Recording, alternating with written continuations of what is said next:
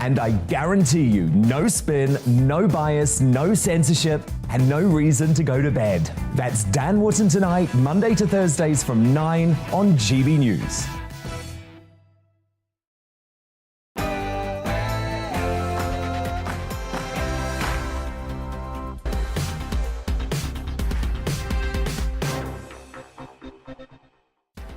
Hi there and welcome to Brazier. Some fast-paced news from 4 until 6 today. Coming up on the show, bring back grammar schools. The columnist Peter Hitchens tells us why it's time to overturn Tony Blair's 1998 ban. Also, rotten to the core... That should be happening. Also, rotten to the core, former Trump advisor Seb Gorka tells us why Apple employees want to keep working from home in the name of diversity. And the doyen of defence correspondents, Robert Fox, will reflect on Labour's about turn on army spending. All that plus the new study which suggests that vegetarian kids are twice as likely to be underweight compared to those who eat meat. And can it really be true? Can it really be true that the secret to long life is walking quickly? Alongside me throughout the next 2 hours, the commentator and former vegetarian Lynn May. But first, the headlines with Polly.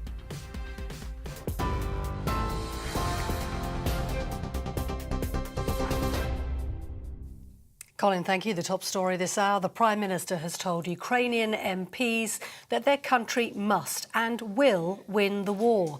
In a video link addressing the Ukrainian Parliament, Boris Johnson said this is Ukraine's finest hour and they have broken what he called the irresistible force of Putin's war machine. President Volodymyr Zelensky said his country and the UK are now brothers and sisters. The UK government is providing Ukraine with a £300 million package of defensive military aid and is sending specialised civilian protection vehicles. Boris Johnson is the first world leader to address Ukraine's MPs since the Russian invasion began. Even in the parts of Ukraine that were temporarily captured, your populations, your indomitable populations, turned out to protest day after day. And though your soldiers were always outnumbered, 3-1 it is now, they fought with the courage and the energy of lions. And you've beaten them back from Kiev. You have exploded the myth of Putin's invincibility. Meanwhile, the United Nations says it's evacuated 101 civilians from the Azovstal plant. That's the steel plant in the besieged southern port city of Mariupol. The men, women and children had been holed up with Ukrainian fighters in underground bunkers for 2 months. They're now receiving humanitarian aid in Zaporizhia.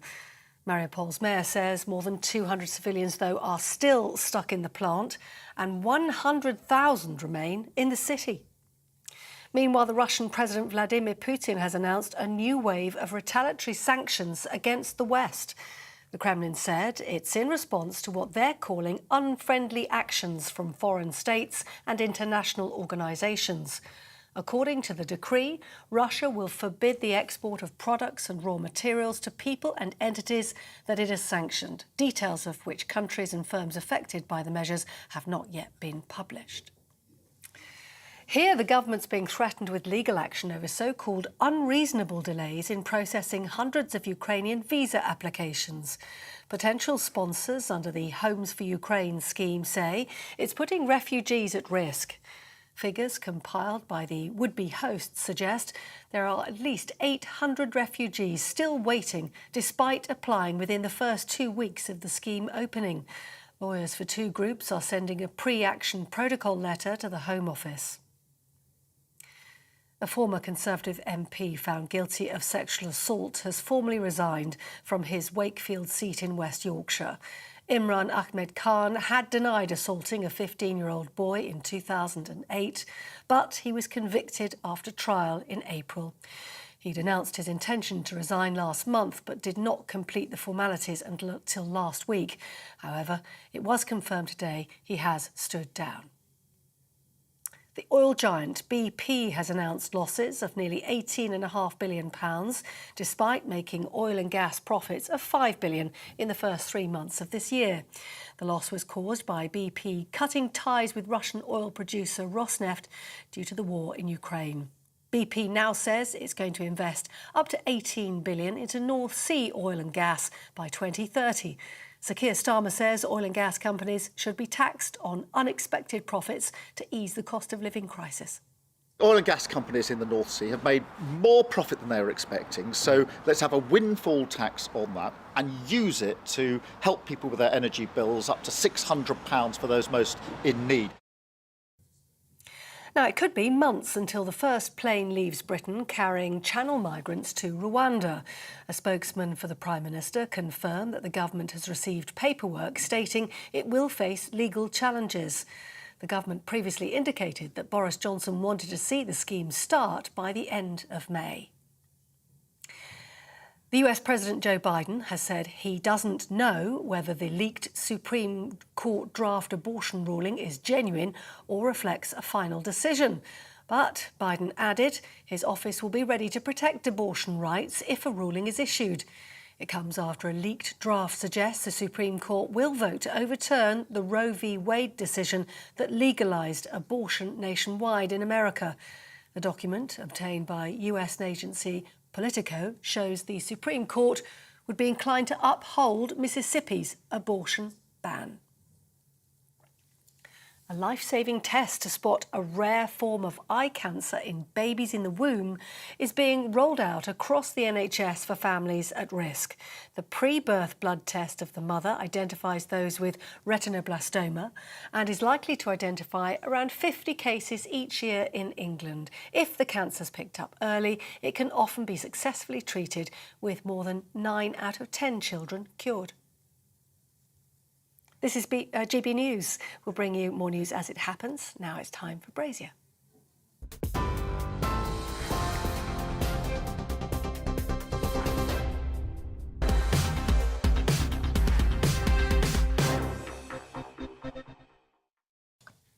7 minutes past 4, there or thereabouts. Now, the plates shifted. That's the sort of, not the plates you're thinking of, the plates I'm thinking of. They shifted a bit today in British politics. We think of the Tories as the party of bigger defence spending. But this morning, Sir Keir Starmer said he supported a reversal of cuts to the size of the British Army. As things currently stand, it will shrink to 73,000. That's the smallest it's been since the Napoleonic Wars. That said, the government's increasing defence spending overall. In a recorded address to MPs in Kiev today, Boris Johnson promised £300 million to help Ukraine build up its military forces. Major General Chip Chapman is a regular here and joins me now for his thoughts on this. Chip Chapman, welcome to you. On Ukraine first, 300 million, where will that go? Will it make a difference? Well, it always makes a difference, and it's how quickly we can get it there to outmaneuver the Russians in terms of their ability to bring combat power to bear. So we think the fight is going to go on for some while. We can get it there, keep Ukraine in the fight, then it will make a difference. Remember that this is, big money, but it's small compared to the 30 billion that the Americans are sending and the equipment that they give. But you're always going to have that with the primacy of the US defense budget, which is really an addendum to what we're really talking about, because NATO actually outspent Russia by 14 times the last time we all looked, and European NATO also outspent Russia by 4 times. So money is not necessarily a problem until you get to the second order questions. Politics and defence spending, it's not always the case that politicians spend a lot of time thinking about defence spending. Since the invasion of Ukraine 9.5 weeks ago, they've given it a lot more thought than they had done. Keir Starmer on the radio this morning was asked, does he support increased defence spending? Yes, he said. Did he support the idea of reversing the planned cuts to the size of the British Army? He seemed to indicate that the answer to that question was yes, too. Do you think within military circles there is a growing belief that the British state is getting back behind our armed forces? Well, it gets behind the state if it becomes an election issue. It's the opportunity costs against the NHS, education, all those sorts of things. And we have to recall that at the moment we are mandated to spend 2% within NATO along with the other NATO countries. A lot of them don't do that. They're the ones getting the wake-up call, and they have to do that by 2024. If the rest of the alliance stood up and did their part, then you could say that the British defence budget is not really the issue. We do a fifth largest budget in the world. So the question might be, what roles and capabilities do you need, and what do you need to fund that? Now, for example, the top one, you would say, in the last 2 weeks is the maintenance of the nuclear deterrent. Now, the nuclear deterrent is due to have a run-on from 2024 to 2028 before the Trident submarines have to be replaced. They're going to cost $31 billion, and the whole life costs of the Trident program are over $200 billion. So if that's your number one, you then cascade down from there through the other capabilities, of which the Navy and the Air Force are the ones below that in terms of the maintenance of the North Atlantic patrols, because we are a maritime nation, making sure the sea lanes are maintained, and the air defence of the UK and Europe. And only below that becomes the army. And then you have this perpetual conundrum for the army of, do they have a limited liability in Europe, or do they have a continental commitment, particularly in light of what Russia's done? We have a limited liability, but a commitment. Yeah. Oh, sorry, Chip. I was going to say, don't we know are we beginning to know the answer to that question now, which is we are going back to the days of not quite the British Army on the Rhine, but if there are thousands of British soldiers in Estonia and elsewhere, that does change things. We have one limited liability there with one battle group, which came out of the Enhanced Forward Presence from 2016. We would definitely need a larger army if you were to have a commitment across either Estonia or some of the other countries which bordered Ukraine, because you would have to rule those through. That is, change them every 6 months or a year. We couldn't do that with a tour interval with the armoured forces, for example, that we have at the moment. We only have 3 armoured battle groups left in the British Army. Chip Chapman, as ever, thanks very much indeed for your time. Really appreciate it. Lynn May is alongside me through the course of the next couple of hours. We were talking at the top of the programme before we came on air, Lynn, weren't we, about whether Labour is changing its spots a little bit on defence. The popular sense is that it's the Tories who are strong on defence. Labour cares a little bit less about it. Listening to Keir Starmer on the radio this morning and indeed at the weekend, whether it's just for the consumption of voters in the local elections or not, he is striking a very different tone right now. See, I support and agree with his stance. I think every country needs to have an extremely strong military. I support a nuclear deterrent. Whatever the cost?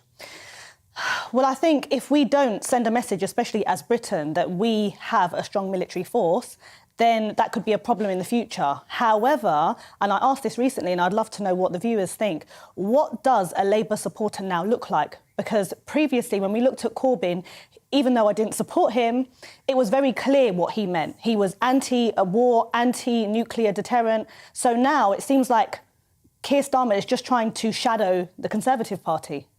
Well, if people have those emails, do send them in. We'll try and reflect them a little later on. Lynn, for now, thanks very much indeed.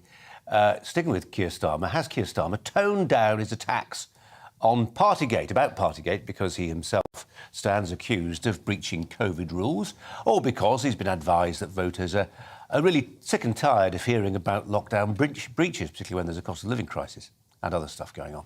Either way, critics of the Labour leader say he still has questions to answer after drinking beer with colleagues in the office of Mary Foy, the City of Durham MP. That was on April the 30th last year. Richard Holden is the Conservative MP for North West Durham, who's also called for a fresh investigation into Sir Keir's actions after claiming to have evidence that a quiz and social event was held by the local Labour Party on the same night. Tom Harwood is alongside me to reflect on this.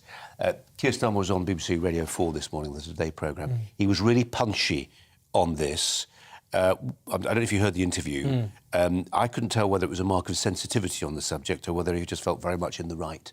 It's a remarkable story because the line that Sir Keir Starmer is taking and took this morning is the same that he said, well, over a month ago when this was first asked by the BBC's Sophie Rayworth. And it does seem to be that the Labour leader is a little bit more on the back foot now than he was then, potentially because the story has greater salience, because more people have heard of this story.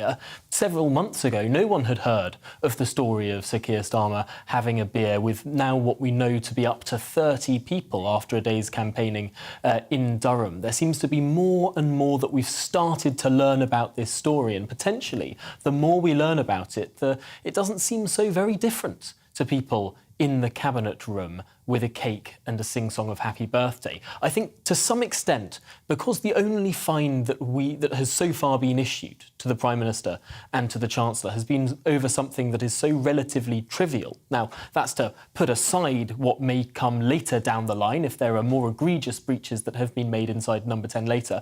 We do not know yet. The police have not yet issued those fixed penalty notices. But because the first one was for something that was so patently trivial, that was reported in the press at the time on the pages of the Times newspaper on the 20th of June 2020, what happened therefore on the 30th of April 2021, April, of course, being the month that the Queen sat alone in Windsor at the funeral of her late husband. What happened then when indoor mixing was banned seems to be fairly comparable with the situation that the Prime Minister and the Chancellor found themselves in.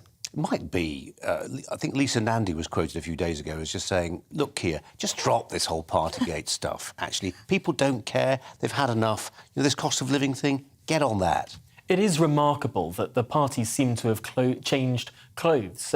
3 weeks ago, the Tories were saying, stop talking about parties, we need to talk about foreign affairs, the world's on fire, we need to talk about the cost of living, inflation's the highest it's been in 30 years. And now it seems completely the other way around, where the Tory MPs, the backbench Tory MPs at the very least, are wanting to press this issue further with Sir Keir Starmer. And the Labour Party is now saying, no, we need to talk about the cost of living, we need to talk about the pound in the pocket. For a moment there, I thought we were going to hear a week is a long time in politics.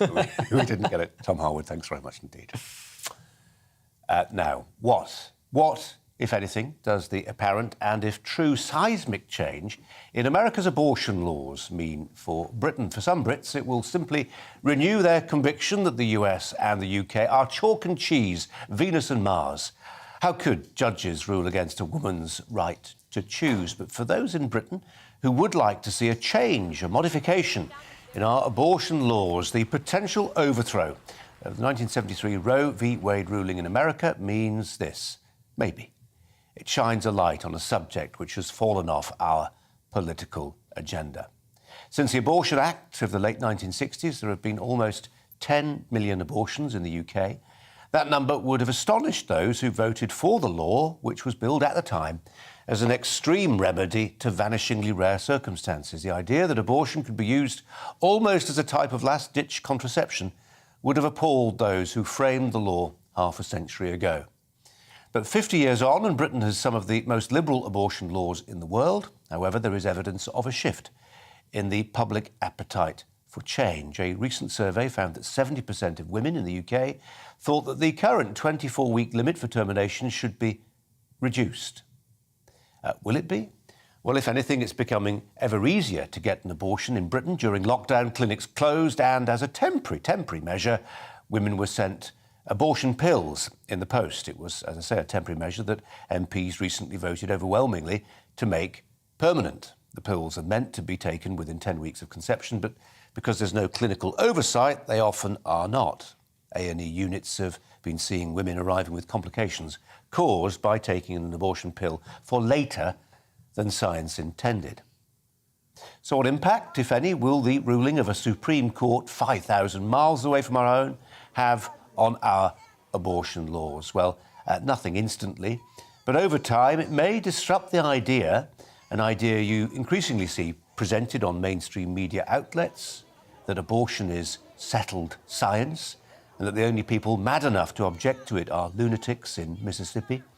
The truth is that many Brits are deeply uncomfortable with abortion up to 24 weeks. Like it or not, it's no longer possible to maintain that abortion as a lifestyle choice without consequences is something which every right-thinking person agrees with.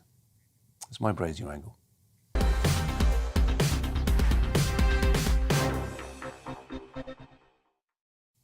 Let's introduce you to Dr. Callum Miller, medical doctor and ethicist at the University of Oxford. Doctor, welcome to the programme. This is sensitive territory. There'll be some people objecting to the fact that two blokes are talking about it. I take the view that, of course, we're entitled to an opinion. It's something so utterly fundamental. What do you make of events in America in the last 24 hours? What in time, if true, might it change here?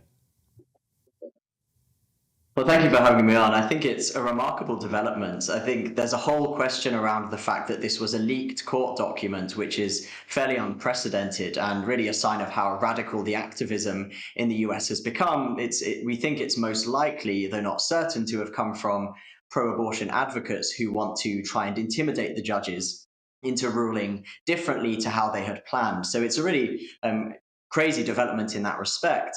But I think in terms of the more general issue, obviously this has encouraged pro-lifers who believe that the current law, the current status quo determined by Roe v. Wade, is out of step with public opinion, is out of step with science, and is fundamentally outdated and bad law. The reality is that Roe v. Wade 50 years ago allowed abortion all the way through the first 2 trimesters for any reason at all, and allowed abortion even up to birth for health reasons, which were defined as including anything, including emotional health, social health, financial health, and so on. And so in practice, also allowed abortion up to birth for almost any reason at all.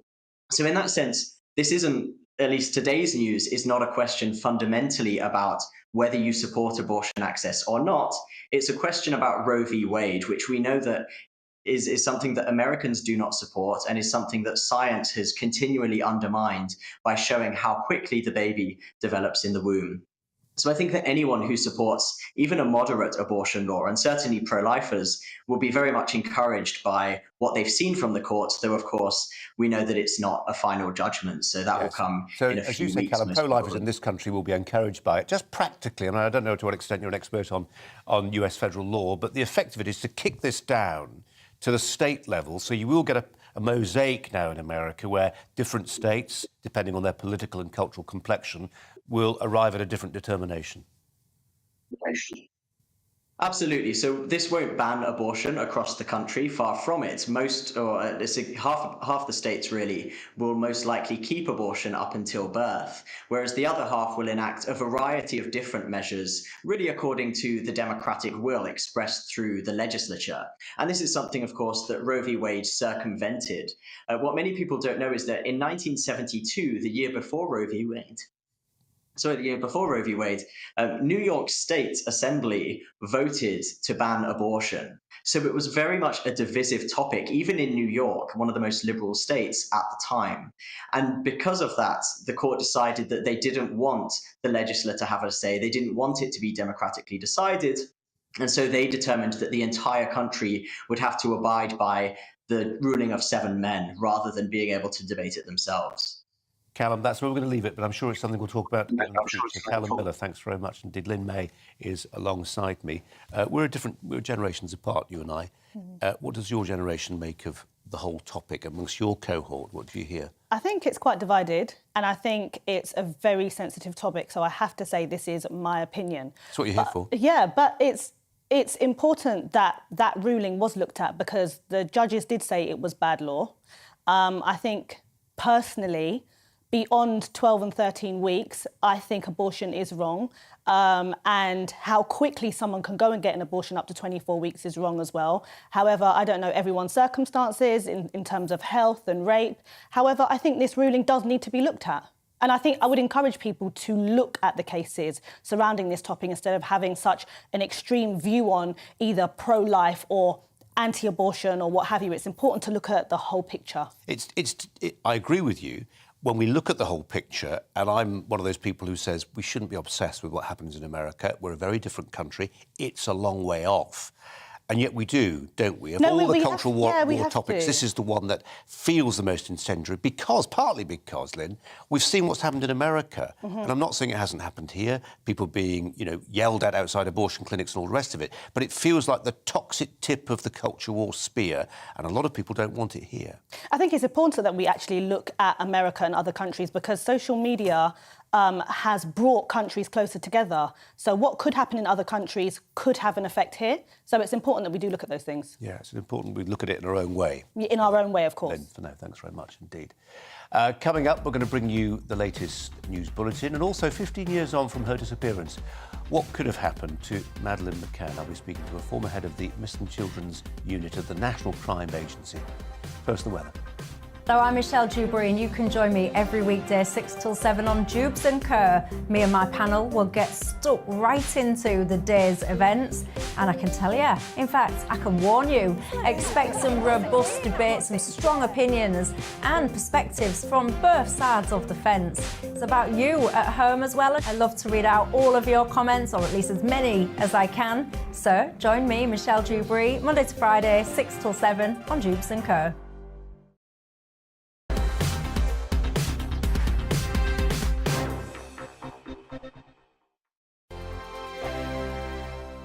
Hello, I'm Michelle Dewberry, and you can join me every weekday 6 till 7 on Jubes and Kerr. Me and my panel will get stuck right into the day's events, and I can tell you, in fact, I can warn you, expect some robust debates, some strong opinions and perspectives from both sides of the fence. It's about you at home as well. I love to read out all of your comments, or at least as many as I can. So join me, Michelle Dewberry, Monday to Friday, 6 till 7 on Jubes and Kerr. On radio, they call it the drive time slot, 4 p.m. until 6 p.m.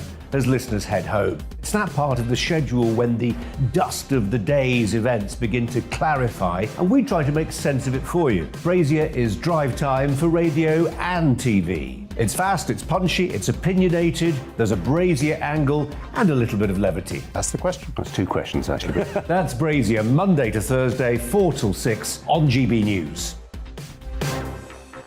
Hello, I'm Patrick Christie's. And I'm Mercy Moroki. Make sure that you join us Monday to Thursday, 10 a.m. until midday, right here on GB News for To The Point. We're not afraid to talk about the topics that matter to you, or the big topics that always matter. We cover absolutely everything, from the breaking political stories of the day to law and order, what's going on in the channel. We're not afraid to hold people to account. We always make sure we include your views on our show. Indeed, if you're thinking it, you can guarantee that we're saying it. So make sure you join the conversation with us, 10 a.m. until midday, Monday to Thursday, for To The Point on GB News. I'm Dan Wootton. Join me Monday to Thursday from 9 to 11 for the feistiest and most fun news debate on TV, where free speech reigns. I'll bring you a sharp take on the day's biggest stories, bombshell newsmaker interviews, and A-list guests. And I guarantee you, no spin, no bias, no censorship, and no reason to go to bed. That's Dan Wootton Tonight, Monday to Thursdays from 9 on GB News.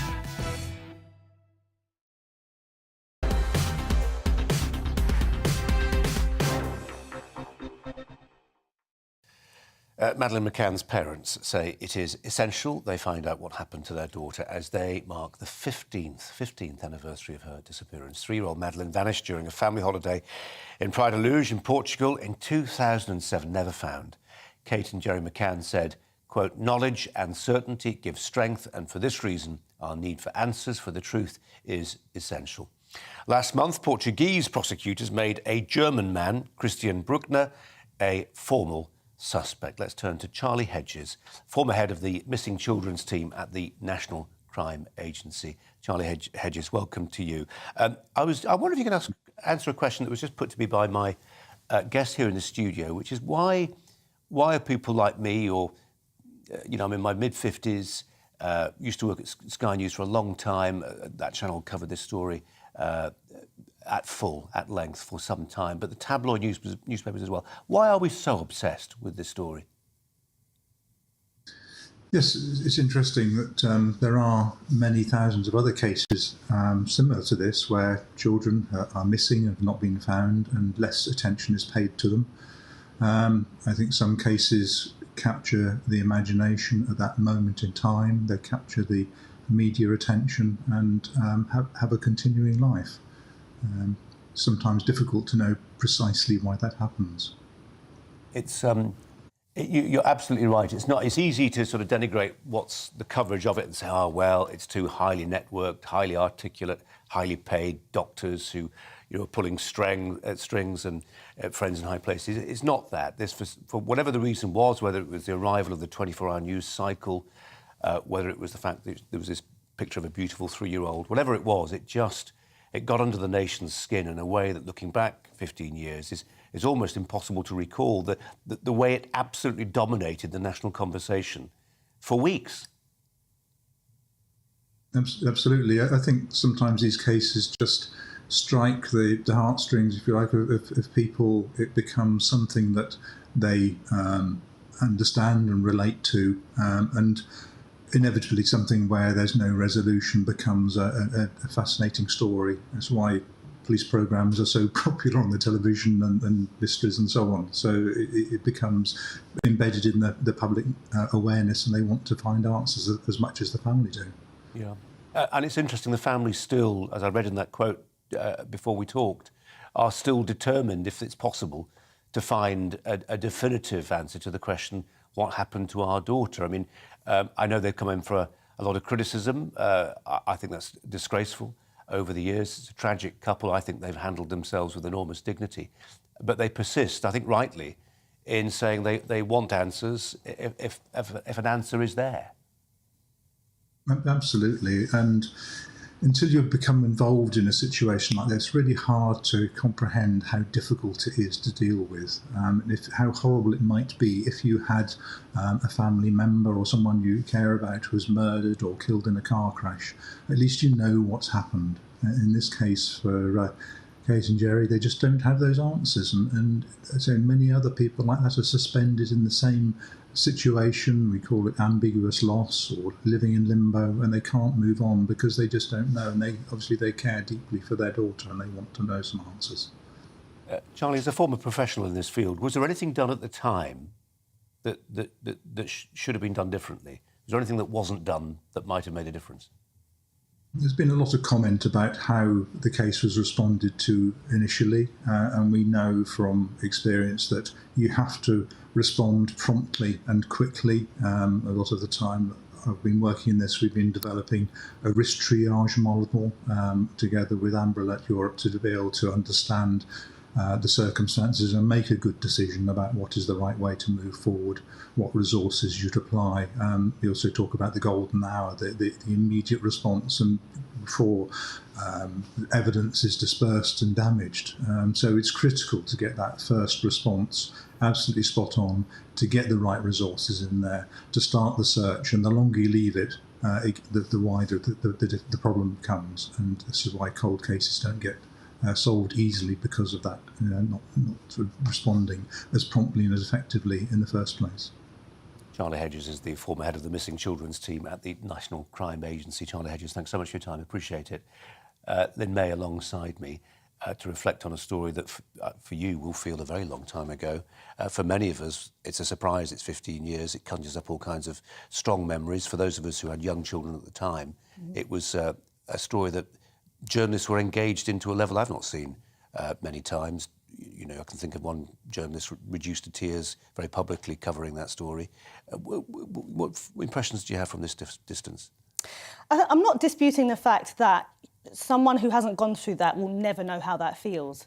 But then my heart goes out to the parents, and there's 112,000, over 112,000 every year reported missing children by his agency that we never hear about. So what about those parents? What about those children? And I just, for the life of me, I don't understand how we've thrown millions at this case over and over and over again. It's the old Joseph Stalin quote, isn't it? One death is a tragedy, a million deaths are a statistic.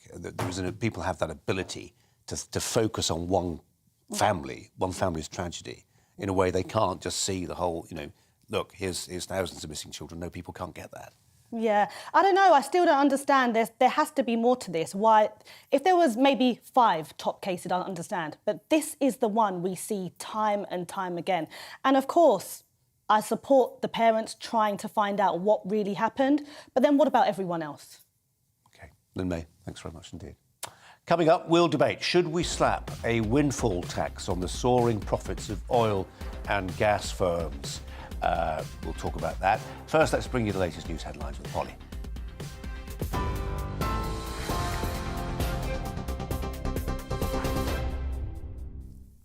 Colin, thank you. The top stories. The Prime Minister has told Ukrainian MPs their country must and will win the war. In a video link addressing the Ukrainian Parliament, Boris Johnson said this is Ukraine's finest hour and they have broken what he calls the irresistible force of Putin's war machine. Even in the parts of Ukraine that were temporarily captured, your populations, your indomitable populations, turned out to protest day after day. And though your soldiers were always outnumbered, 3-1 it is now, they fought with the courage and the energy of lions. And you've beaten them back from Kiev. You have exploded the myth of Putin's invincibility. Well, the United Nations says it's evacuated 101 people from the Azovstal steel plant in the southern port city of Mariupol. The men, women and children had been holed up with Ukrainian fighters in underground bunkers for 2 months. They're now receiving humanitarian aid in Zaporizhia. It's believed 100,000 civilians are still, though, in the besieged city that's currently occupied by Russian forces. It could be months until the first plane leaves Britain carrying Channel migrants to Rwanda. A spokesman for the Prime Minister confirmed that the government has received paperwork stating it will face legal challenges. The government previously indicated that Boris Johnson wanted to see the scheme start by the end of May. That's it on TV, online and on your radio via DAB+. You're with GB News, and Brazier will be here in just a moment.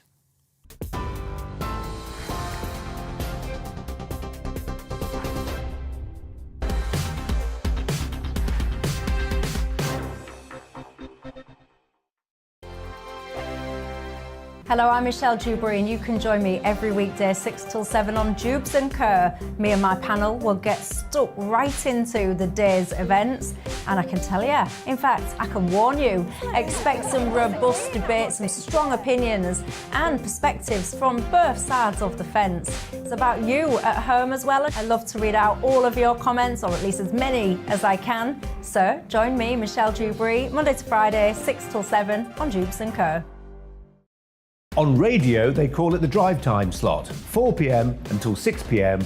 as listeners head home. It's that part of the schedule when the dust of the day's events begin to clarify, and we try to make sense of it for you. Brazier is drive time for radio and TV. It's fast, it's punchy, it's opinionated, there's a Brazier angle and a little bit of levity. That's the question. That's 2 questions, actually. That's Brazier, Monday to Thursday, 4 till 6 on GB News. Hello, I'm Patrick Christie's. And I'm Mercy Moroki. Make sure that you join us Monday to Thursday, 10 a.m. until midday, right here on GB News for To The Point. We're not afraid to talk about the topics that matter to you, or the big topics that always matter. We cover absolutely everything, from the breaking political stories of the day to law and order, what's going on in the channel. We're not afraid to hold people to account. We always make sure we include your views on our show. Indeed, if you're thinking it, you can guarantee that we're saying it. So make sure you join the conversation with us, 10 a.m. until midday, Monday to Thursday, for To The Point on GB News. I'm Dan Wootton. Join me Monday to Thursday from 9 to 11 for the feistiest and most fun news debate on TV, where free speech reigns. I'll bring you a sharp take on the day's biggest stories, bombshell newsmaker interviews, and A-list guests. And I guarantee you, no spin, no bias, no censorship, and no reason to go to bed. That's Dan Wootton tonight, Monday to Thursdays from 9 on GB News.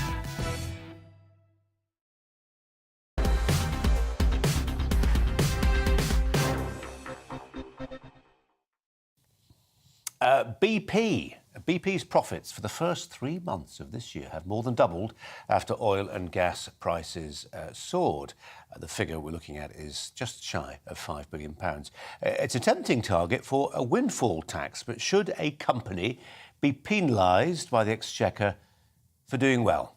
Let's introduce you to the head of public policy at the Institute of Economic Affairs.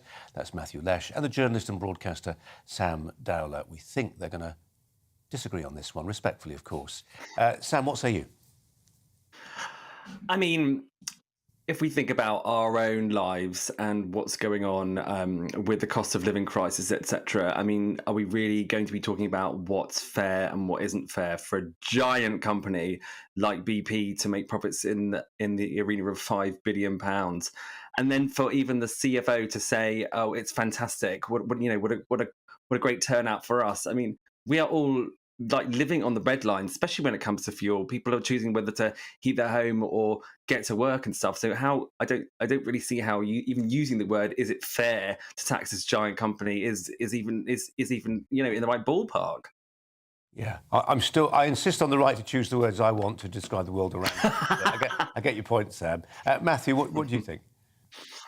Look, I think a windfall tax would be total madness. It would raise barely any revenue whilst punishing the companies that we actually need to invest in increasing the supply of oil and gas. And we've seen this in the past when you've had increases in taxes, as it happened under the Osborne era. There was a massive decrease in investment in the sector, and that kind of leads to some of the issues we have here today. Now, also, I think it's worth putting BP's underlying profits in context. Overall, actually, BP made a massive loss. That's because they had to write off something like 20 billion worth of investment in Russia. It's also worth putting in context the fact that BP has lost money in recent years, particularly around COVID. The underlying profit this quarter is still less than the amount that they lost back in quarter 2 2020 at the start of the pandemic. Now, businesses need to be able to make profits during good years and lose money during other years. It's the cyclical nature of the energy industry. If you remove their ability to make profits, you're going to massively discourage the kind of investment we now need in domestic oil and gas to increase supply. If you want more of something, you don't tax it. You don't increase the taxes and the burdens on these big investors in domestic supply. You're just going to cause more issues. And for what benefit? The tax that Labour's talking about, increasing North Sea taxes by about 10 percentage points, that's going to raise about £1 billion. Now, in the scheme of things, the government's already getting $8 billion more in higher taxes. When a company profits more, as the energy companies are, there is already increasing amounts. It's not going to be a lot of extra revenue for a lot of extra costs and a lot of extra risk you're adding to these businesses that you need to invest. Sam, I mean, Matthew surely makes a good point when he says, this is a very, very cyclical industry. There are very good years, yes, we're just maybe seeing one. They're very bad years as well. And, they don't come cap in hand to us when they have a really, really bad year. But isn't there a point of principle actually above all this, which is the question of good faith? That the government sets the rules, companies play by those rules, and it beholds a democratic, not tin pot dictatorship, a democratic country like ours, having set the rules, to stick by them. That's what grown-up democracies do.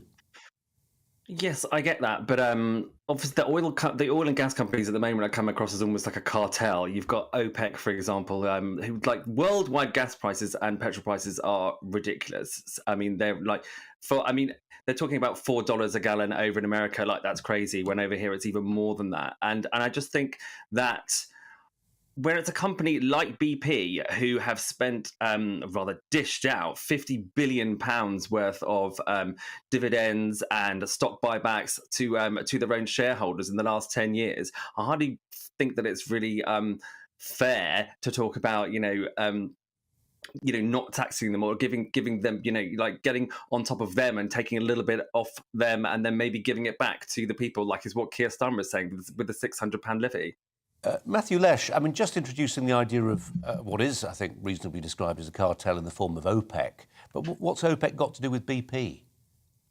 I'm not completely sure, to be honest. I mean, BP is not the main beneficiary from OPEC. The OPEC member states are like Russia and Saudi Arabia and Qatar. In fact, BP also has to pay higher costs, and I guess they do benefit from the general higher prices. But again, it's part of the cyclical nature. Now, it's worth the question of fairness here, I think, is actually very important. Do these companies pay their fair share? And I think the overwhelming answer to this is yes, they do. There aren't just normal taxes on oil and gas production in the UK. You don't just get taxed at the standard 19% rate. You actually get taxed far more. There's special corporation taxes on North Sea oil that takes it up something like 40%. So they already pay extremely high amounts of taxes. The government's already going to get more tax revenue as profits have increased.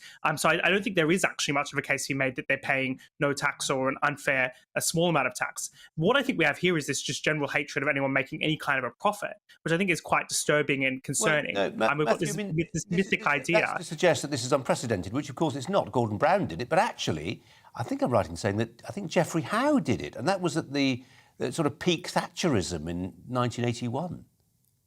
Well, I think Gordon Brown did it in different circumstances. So Gordon Brown increased taxes on the oil and gas companies, particularly in the context of this idea that, and perhaps rightfully so to some extent, that there was an unfair situation by government policy that needed to be fixed, which is that they sold off these companies too cheaply, and therefore the government, in order to fix that past policy mistake, they needed to put in place a windfall tax. I think that's a very different circumstance to what we have today, which is a cyclical market situation where the prices are higher and the companies haven't done anything wrong. They haven't benefited from any untoward government policy other than perhaps over-regulation that's prevented domestic supply. And we should fix those domestic supply issues. I think that's where the thing, we're having a very silly debate here about taxing these companies a bit more. It's not going to solve the issues that we have, which is the lack of supply. We need to deal with those issues first and foremost.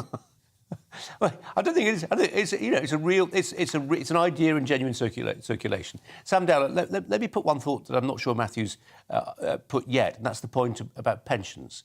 That when these companies do well, it's not as if it's trebles and big fat Cubans all round in the boardroom.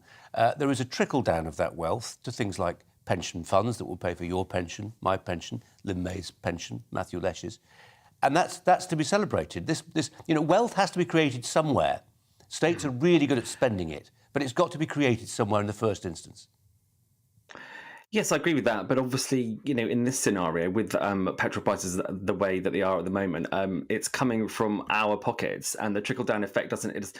How much extra we pay for petrol now doesn't. It's not. If we're putting that actual money into our pension funds, then happy days. That'd be great. But that isn't where it's going. I think back when they did do the last super tax, so to speak, back in 2011, it was very popular with the public. So and this would be the time when I think that Boris would want to do something that the public would like, I would say. And as I said before, with the 50 billion spent on, give back to the money to their shareholders, etc. They could. Why don't they lessen some of that and then give that to pension funds, trickle down, and to investing in cleaner fuels, which is something they will have to do anyway because all of them are living on borrowed time at the moment. The popularity of a policy can never be the test of its virtue. The public, if you poll them, are quite in favour of hanging people who've committed heinous crimes. It doesn't mean we should do it, does it? Matthew Lesh, we started with Sam. We'll give you the last word. Might this happen, do you think, in some form at least?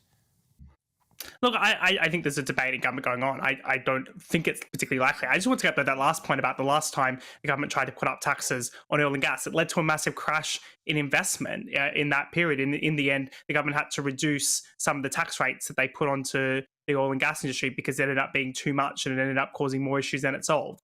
So if they do try these windfall taxes, I think it's inevitably going to backfire. It's going to hurt the investment we need, and it's going to ultimately hurt consumers that need that greater supply of oil and gas. Matthew Lesh is the head of public policy at the Institute of Economic Affairs, and the journalist and broadcaster Sam Dowler there, tussling in a very polite way about a windfall tax on big oil and gas. Lynn May is alongside me to ponder on that one. There are two sides to that argument. I'm more on the Matthew Lesh side of the equation. Where are you? I think I'm more on the Sam side. I wouldn't mind talking about, not raising taxes. However, when it comes to raising taxes for us people, whether that's the working class or the middle earners, the government has no issue with that. Green taxes, contractors with IR35, the new NI, there was no issues with that. But when it comes to BP, who almost boast about how much they've made, so much to the point where they are going to buy over 2 billion worth of their own shares, something has to be done. I'm just not with it at all. Even if it's measured. What about if it's measured? So seeing how much we're going to have to pay in the next, let's say, year, maybe a couple of years, due to the war, due to many factors, can they not put something in place that would last maybe 3 to 4 years to say, we can see how much this is affecting Britain. So because of the profits you've made, can they not put the windfall tax or something? If not, what else are they going to do? You're putting the onus entirely on the business to make a response to here. I say the problem here is a government or politicians whose only answer to the question, where's the money coming from, is to increase taxes. There are other ways. We spend around £12 billion every year on foreign aid. I can see the case for it. I don't see the case for spending £250 million a year on sending foreign aid, for instance, to a country like Pakistan, which is probably closer politically right now to Vladimir Putin than it is to us. So as a government, you have spending and tax choices. You choose to tax, I choose to look at spending and wonder whether we're cutting the cake in the most appropriate way. See, I would agree with some points there. We definitely need to look at spending, but we need to look at alternative routes as well. And with regards to foreign aid, I would agree with you if those recipients spent it properly, because Britain, unfortunately, admittedly, have destabilised a lot of those countries. However, it's going in the pockets of the leaders. It's not going to the people that need it. So I would agree with you with spending. However, the government's not going to do that. So they need to do something else that deals with this oil and gas issue. Yeah. By that reckoning, I mean, you say destabilised, I say sometimes made better. By that rationale, they ought to be paying us back for the railways. Oh, I don't know, Colin, I don't know. No, I know you don't. Let me just reflect on that poll. Do keep your votes coming in. I think this is quite an interesting one, actually. The most sensitive of topics, but we do not fear to tread. We are asking if that dramatic shift expected in America's abortion laws, the Roe v. Wade ruling that's expected, it's been leaked, a draft. It doesn't mean it's going to happen. It means it probably will in the eyes of commentators. Is this dramatic shift expected in America's abortion laws, meaning that we in Britain ought to think about cutting our existing 24-week legal limit for terminations? And we've given you 4 options. I think it's interesting. There's 20 weeks. 12% of you say yes, 20 weeks, down to 20 weeks. 20%, a fifth of you, say down to 12 weeks. 13% say it ought to be banned from conception. The majority of you, 54%, say leave Britain's abortion laws as they are. Lynn May. Quickly, I don't think everyone realises when a heart and the brain is formulated, and that is around 12 to 13 weeks. And I think people don't really think about that. From when a human life has a brain and a heart almost formulated, shouldn't that be the time that we say, hang on a minute, this could look as though it is killing a baby? Well, this is something that our greatest theologians and scientists have been grappling with for decades now, and I don't have an answer, but I think it's a legitimate question to think about whether we lower the limits. Lynn, thanks very much. Coming up, why walking more rapidly could help you to live longer. We'll explain that one to you after the break, but first, we have the weather for you. Hello again, I'm Aidan McGivern from the Met Office. It's a fairly cloudy day out there once again. Showers are now starting to develop in places. These are heaviest towards the southwest as well as parts of Wales, especially over higher parts of Wales and the southwest. But they'll die away through the evening after, well, another band of rain pushes into Northern Ireland, Scotland, Northern England, Northern and Central Wales, and then eventually the Midlands and the southeast overnight. With the cloud and that rain, on and off as it will be, temperatures won't fall very far, 10 or 11 Celsius as we start off Wednesday. But it's a cloudy and damp start to the day as a couple of weak weather fronts cross the country. High pressure not far away, that's why the fronts are generally weak. So it's on and off rain, most of it light, some moderate bursts. And as it pushes southeast, skies do tend to brighten very slowly, I think. It will stay mostly cloudy, but the cloud will lift, it will break up. And as that happens, it will warm up and further showers will form, initially towards the west, and then later on, the focus for showers, the Midlands, eastern Scotland, eastern England. Temperatures widely mid to high teens, so it's a warmer day for many, but those showers will be lively where they occur, hail and thunder mixed in. They'll also be quite slow moving. But they do die away into Wednesday night, clear spells for many then. I don't think it'll be a cold night because we've got warmer air arriving from the southwest. So again, despite the clear spells, temperatures holding up into the high single figures, low double figures. Cloudier skies, though, to start off Thursday for Scotland and for Northern Ireland. Outbreaks of rain persistent over the West Highlands for a time, as well as the Northern Isles.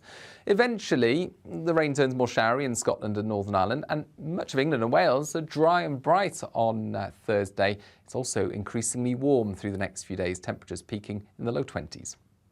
I'm Liam Halligan. Join me every weekday at 1 p.m. for On the Money, your daily dose of economics, business and consumer news. I've got 25 years experience covering economics and finance. We hold grown-up discussions with a host of experts who really know their stuff. We can't buy gas and store it. That was a mistake, wasn't it? I think it was a mistake. Even you, Liam, don't have a crystal ball. Inflation's a real threat. Every weekday at 1, you're On the Money.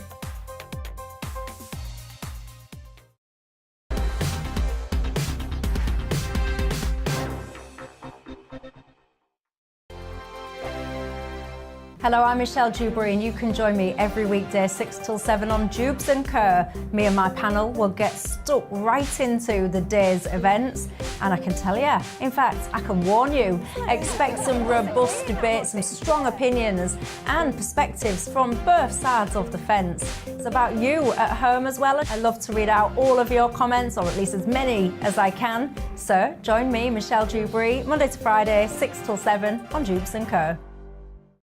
On radio, they call it the drive time slot, 4 p.m. until 6 p.m. as listeners head home. It's that part of the schedule when the dust of the day's events begin to clarify, and we try to make sense of it for you. Brazier is drive time for radio and TV. It's fast, it's punchy, it's opinionated, there's a Brazier angle and a little bit of levity. That's the question. That's two questions, actually. That's Brazier, Monday to Thursday, 4 till 6 on GB News. Hello, I'm Patrick Christie's. And I'm Mercy Moroki. Make sure that you join us Monday to Thursday, 10 a.m. until midday, right here on GB News for To The Point. We're not afraid to talk about the topics that matter to you, or the big topics that always matter. We cover absolutely everything, from the breaking political stories of the day to law and order, what's going on in the channel. We're not afraid to hold people to account. We always make sure we include your views on our show. Indeed, if you're thinking it, you can guarantee that we're saying it. So make sure you join the conversation with us, 10 a.m. until midday, Monday to Thursday, for To The Point on GB News. I'm Dan Wootton. Join me Monday to Thursday from 9 to 11 for the feistiest and most fun news debate on TV, where free speech reigns. I'll bring you a sharp take on the day's biggest stories, bombshell newsmaker interviews, and A-list guests. And I guarantee you, no spin, no bias, no censorship, and no reason to go to bed. That's Dan Wootton tonight, Monday to Thursdays from 9 on GB News.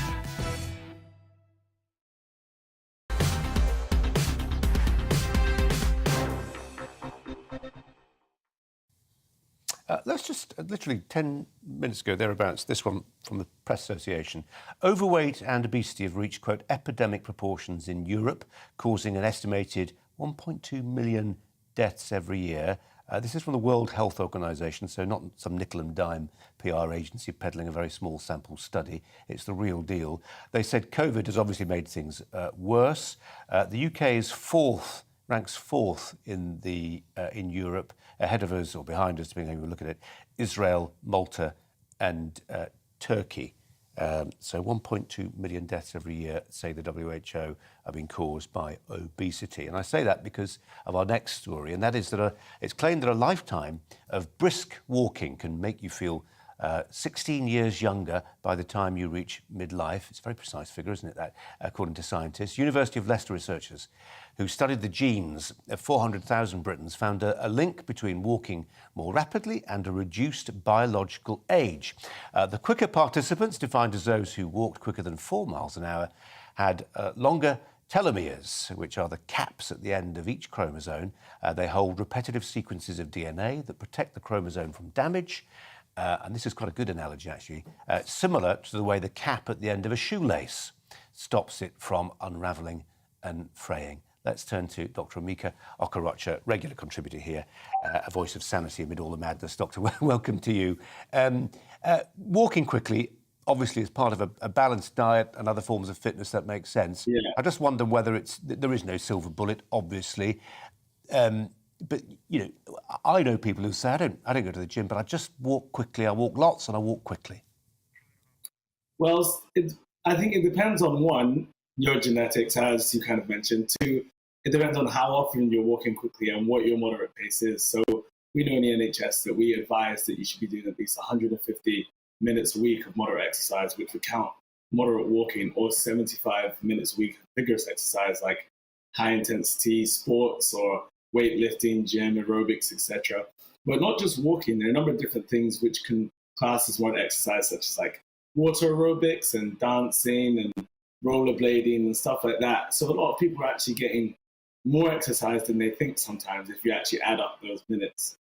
But when talking about the study you mentioned, I thought it was very interesting because of the caption kind of caught my eye. Forget Botox, try walking and you could be 16 years younger. I think that was just kind of captivate viewers on the aesthetic, on the aesthetic principles that you can use to decrease chronic age. A lot of people now know what Botox is. It's a toxin, basically, that you inject in your face to relax your muscles, reduce wrinkles, and look a bit younger. However, when it goes to Botox, this isn't actually going to help you with what you mentioned before, the obesity epidemic we have here in Europe. This is only going to be reduced by, chronic exercise. Yeah, and just on the point about these, I seem to be increasingly hearing about telomeres. I hope I'm pronouncing that correctly. Longer telomeres. How important a guide might they be to longevity?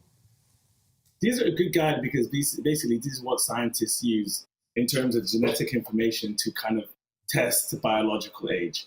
And obviously your biological age should represent physically, aesthetically how you look. So a lot of people they say if you look younger, you'll feel younger. And funnily enough, as doctors, we actually see it generally in patients. So patients who have taken care of their bodies, who haven't been chronically drinking or chronically smoking, who have said, yeah, I've been very healthy, I've been in exercise, or who've worked manual labor jobs where exercise is actually mandatory just for work. You can see that as they get older, they tend to look younger. We see so many patients that sometimes you can see almost a trend and you can kind of guess what someone's done or if they've exercised by, you look at their age on your chart and then you look at them and you're like, wow, you don't look 80. And you'll be like, yeah, I've been walking exercise my whole life. We'll continue that conversation some other time. I like the idea that the manual labouring jobs, they look younger as the years go by. Doctor, thanks so much for your time. We're out of time, but thanks a lot. It's 5 o'clock.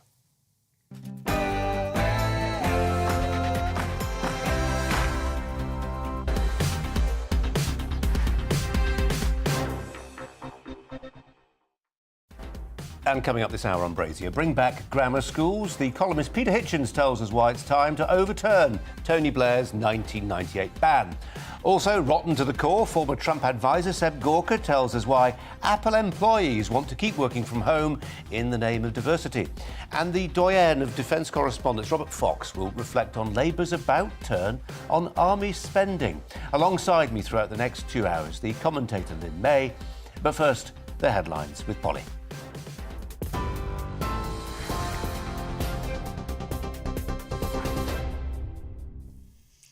Colin, thank you. The top stories today. The Prime Minister has told Ukrainian MPs that their country must and will win the war.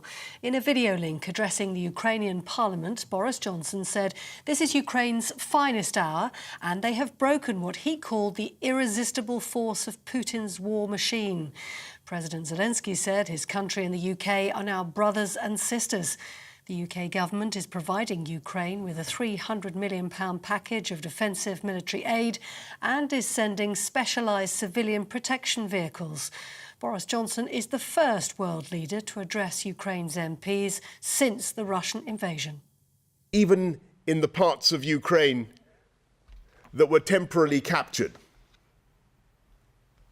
your indomitable populations turned out to protest day after day. And though your soldiers were always outnumbered, 3 to 1 it is now, they fought with the courage and the energy of lions. And you've beaten them back from Kiev. You have exploded the myth of Putin's invincibility. Meanwhile, the United Nations says it's evacuated 101 civilians from the Azovstal steel plant in the besieged southern port city of Mariupol. The men, women and children had been holed up with Ukrainian fighters in underground bunkers for 2 long months. They're now receiving humanitarian aid in Zaporizhia. The mayor there says more than 200 civilians are still stuck in the plant and 100,000 people still remain in the city, which is controlled by Russian forces. Ukraine's president has said Mariupol is a scorched city. The city of Mariupol is completely ruined. There's not a single building intact. A city of 500,000 people kept by the Russian army in a brutal blockade since the beginning of March.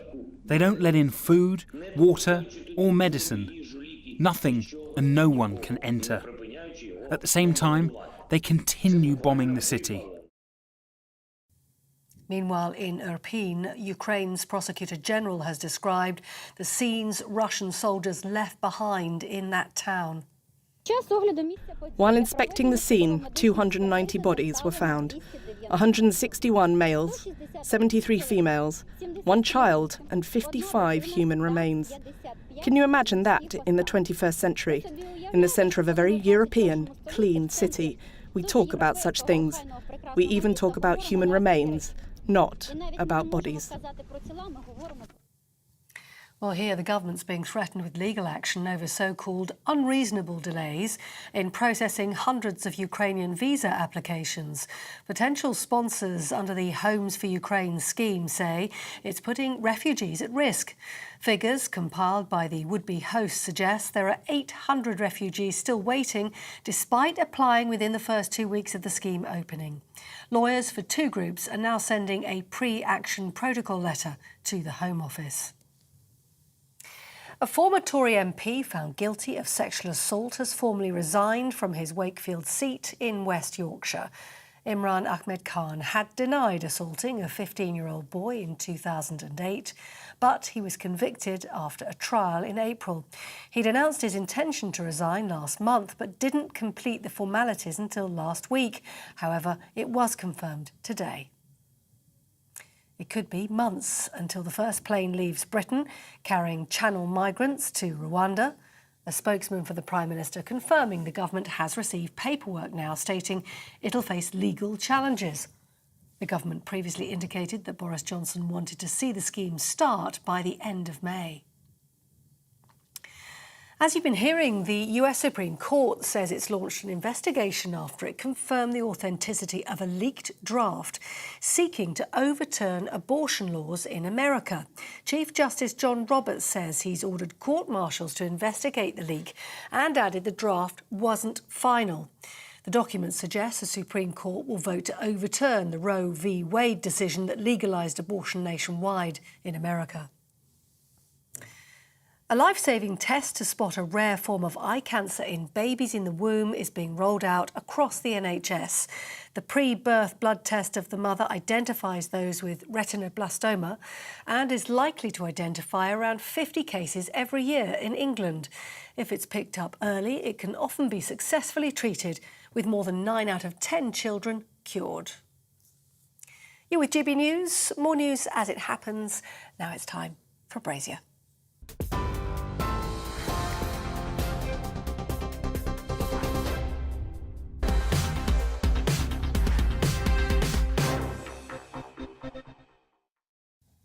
Six minutes past 5. The plates shifted, tectonic plates shifted a bit today in British politics. We think of the Tories as the party of bigger defence spending. This morning, though, Keir Starmer said he supported a reversal of cuts to the size in the British Army. As things currently stand, the army will shrink to 73,000. That is the smallest it's been since the Napoleonic Wars. That said, the government's increasing defence spending. Just not on the British Army. In a recorded address to MPs in Kiev today, Boris Johnson promised £300 million to help Ukraine build up its military, which obviously it needs to do right now, given what's happening there. Robert Fox, the defence editor of the Evening Standard, joins us now to reflect on these two stories. We're sort of rolling into one. Robert Fox, welcome to you. We'll start with events in Ukraine. Obviously, £300 million. What difference do you think it's likely to make? It's very interesting how selected, rather, the list of items from Boris Johnson. We knew a bit about them before. They're sending in Stormer vehicles, which can launch these rockets, both Javelin, I believe, but more to the point, probably Starstreak. Very useful, not too many of them, but in niche battles, which is what the Ukrainians are fighting, very, very useful. Indeed. But it's the electronic warfare, the jammers and the sensors, and particularly the artillery ranging and spotting gear and the GPS jamming.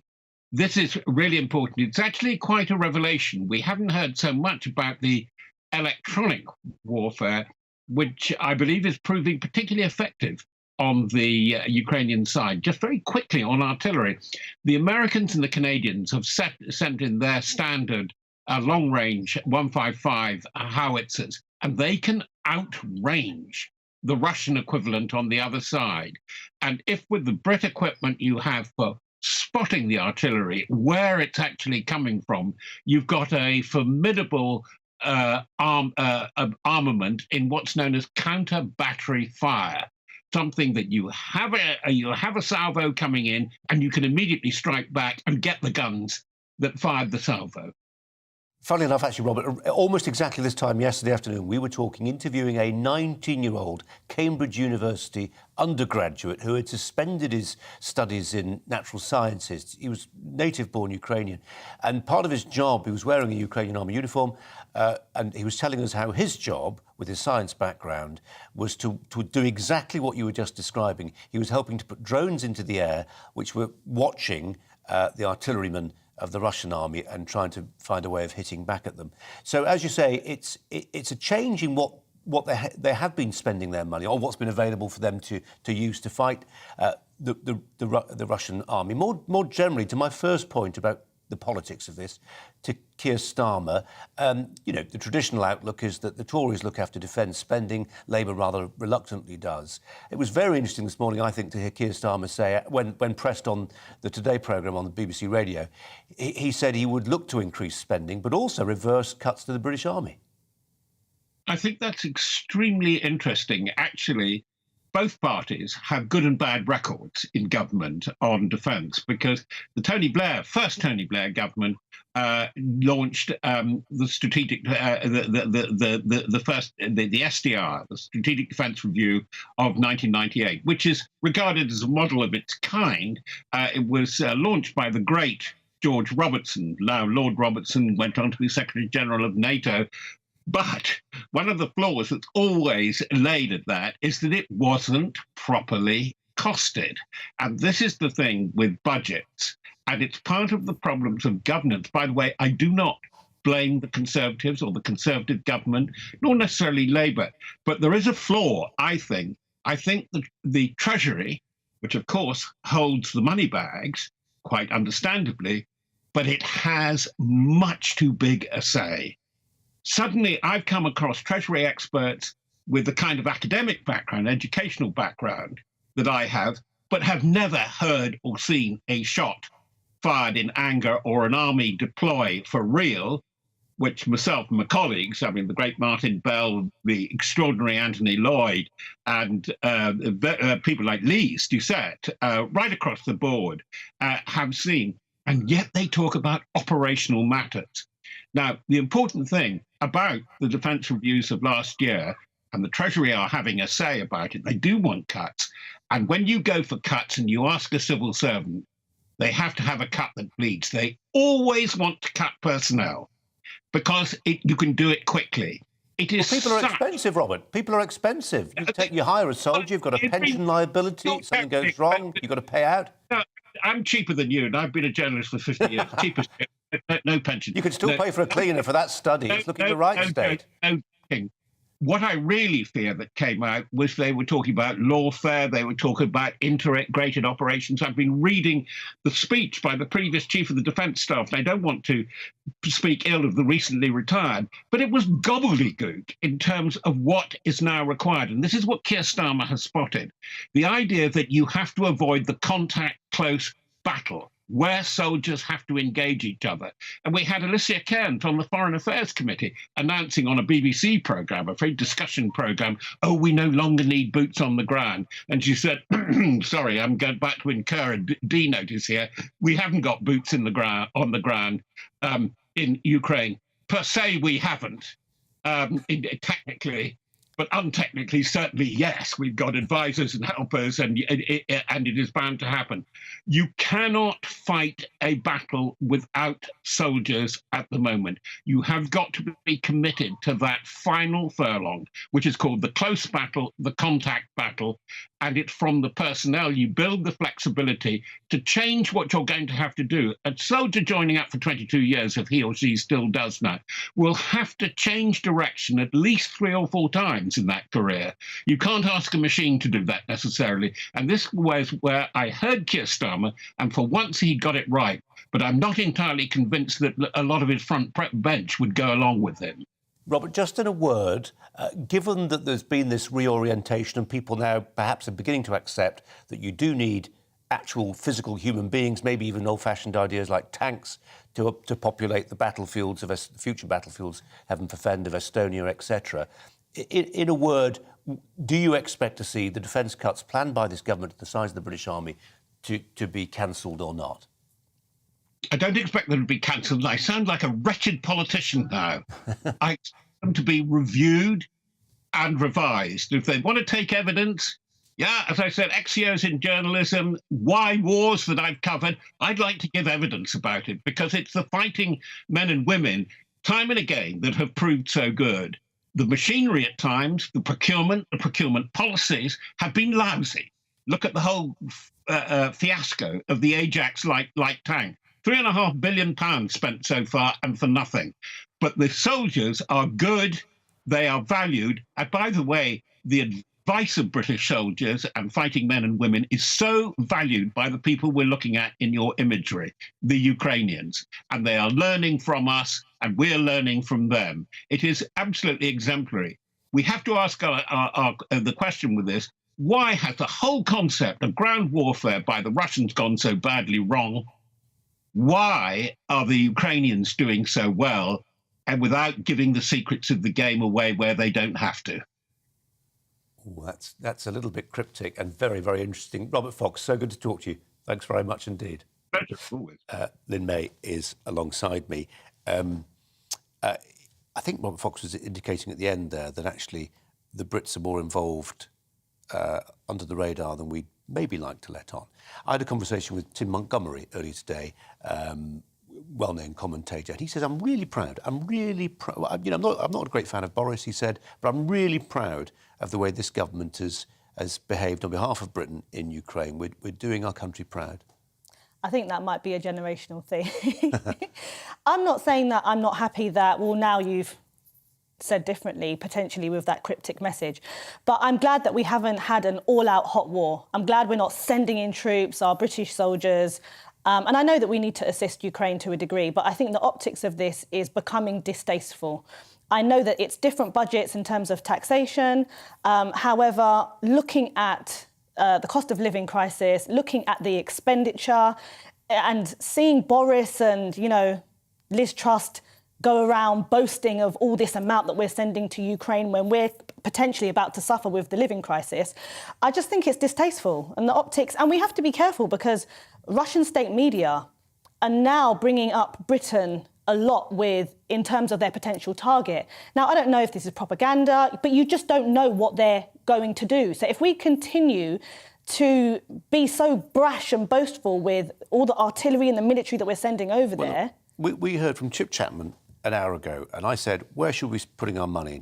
And he reminded me, he said, actually, where the money's really going to go soon, the big spending decision on defence expenditure is going to be about nuclear weapons. Now, look at Ukraine, which got rid of its nuclear weapons late 1990s. Mm-hmm. I would submit to you, and it's a horrible thing to say, but it's the way the world is, a world that includes people like Vladimir Putin, that if Ukraine still had nuclear weapons, this war would not have happened. So I see what you're saying about not wanting to brag about our defence, but the reality is you've got to spend this money, I think, because if you don't, there is a really horrible world out there that doesn't care about your scruples or mine. It just wants what it wants, and might is always right. But that's for us, though. Like, what happened to put Britain first? And this, in terms of the tone, it doesn't feel like that. It feels like everything is very Ukraine-centric at the moment. Well, that's partly our fault. Well, I say our fault. It's partly what the media do, isn't it? Lynn, for now, thanks very much.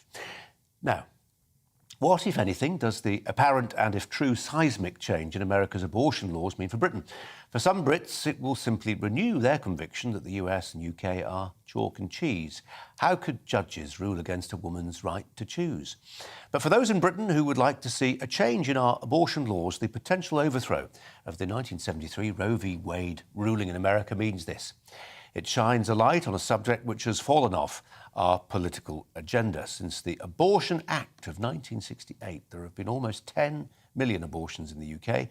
That number would have astonished those who voted for the law, which was billed at the time as an extreme remedy to vanishingly rare circumstances. The idea that abortion could be used almost as a type of last-ditch contraception would have appalled those who framed the law half a century ago.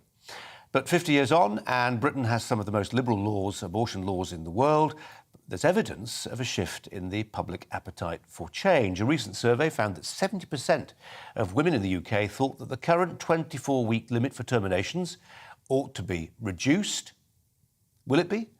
Well, if anything, it's becoming easier, ever easier, to get an abortion in Britain. During lockdown, clinics closed, and as a temporary measure, women were sent abortion pills in the post. It was, as I say, a temporary measure that MPs recently voted overwhelmingly to make permanent. The pills are meant to be taken within 10 weeks of conception, but because there's no clinical oversight, they often are not. A&E units have been seeing women arriving with complications caused by taking an abortion pill far later than science intended.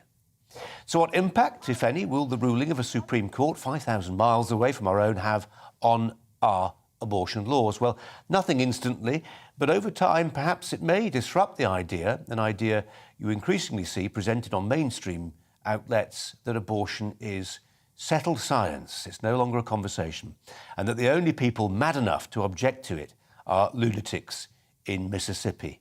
The truth is that many Brits are deeply uncomfortable with abortion up to 24 weeks, like it or not.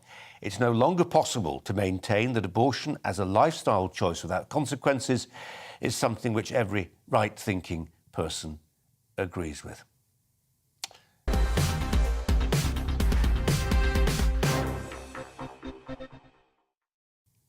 Let's turn to Sarah Elliott, spokeswoman for Republicans Overseas UK. And I ought to say, as we introduce Sarah, I'll just mention that in the last hour, the US Supreme Court's confirmed that the leaked abortion draft opinion is the real deal. It's authentic. The US Chief Justice John Roberts said the work of the court will, quote, not be affected in any way by the leak. He also announced an investigation into the source of that leak. There, we've got that sorted. Sarah, what did you make of this leak? You're firmly on one side of the argument. I'm guessing you're very pleased. Well, no, I'm not pleased about the leak at all. I mean, the leak from the Supreme Court, this is unprecedented. It's never been done before. This is supposed to be a set of justices that are looking at law and how it applies to the Constitution and vice versa. This now sets up the justices for intimidation. It makes it political. And Chief Justice Roberts is right to investigate it and pull out the whistleblower. I suspect, although I don't know, that it's probably a clerk. And that clerk, in my opinion, should be disbarred. Should they be found. It could be a justice, but I highly doubt that. I mean, this was one of our final institutions that had not been compromised, I should say, and unfortunately, it now appears to be the case. However, it is encouraging to see that Roe v. Wade may be overturned and sent back to the states. It was decided by 9 activist judges in 1973, and it has never been debated or legislated in the country. And that's where the debate should happen. And different states reflect different values. That's the whole reason we have a state system. And so that issue needs to go to the states. It will not most likely overturn abortion rights in all 50 states. You know, I imagine New York, Massachusetts, California, the more progressive ones, the most progressive ones, will retain it. But it will now then focus the law more on restrictions. And that's a good thing, in my opinion. Is there anything, I was just reading something that Joe Biden was saying about how he would try and retain this as a matter for federal jurisdiction. I mean, is it within his legal gift to even attempt to do that? I guess he's talking like executive order. And I personally don't think on an issue as contentious and vital as, you know, when does human life begin and when can you terminate it, that it should be done in an executive order. That seems completely undemocratic. For those people, Sarah, I know we've talked about this before, who look at what's happening in Washington and say it's all very abstract, doesn't affect me. I mean, there was this sort of coincidence. Roe v. Wade, early 70s, our Abortion Act 4 or 5 years before that. Is there any read across? Does anything that is happening right now with this ruling tactically affect your colleagues in the trenches of abortion reform in the UK, or is this something that just applies to the States? No, I think America leads in many different ways, especially culturally. And so I think a lot of women over here will look and say, oh, I thought it was the land of the free. I thought you could have choice and that sort of thing. But I think what the Americans are doing, particularly those who care about this issue, that there are Democrats, by the way, that care about this issue and are pro-life. You wouldn't know it. But is that we're reframing the debate. We're actually talking about some real serious issues like when does life begin? The unborn. In my opinion, a life begins at conception when a new genetic code is made, and very quickly that child develops, and they have rights just like you and me. In our Constitution, it's life, liberty, and the pursuit of happiness. Life is the number one right, and it's a humanitarian issue. And I think as responsible adults, we should have the bioethical conversation as to how to protect these children without voices. Sarah Elliott, good to talk to you today, especially. Thanks very much indeed.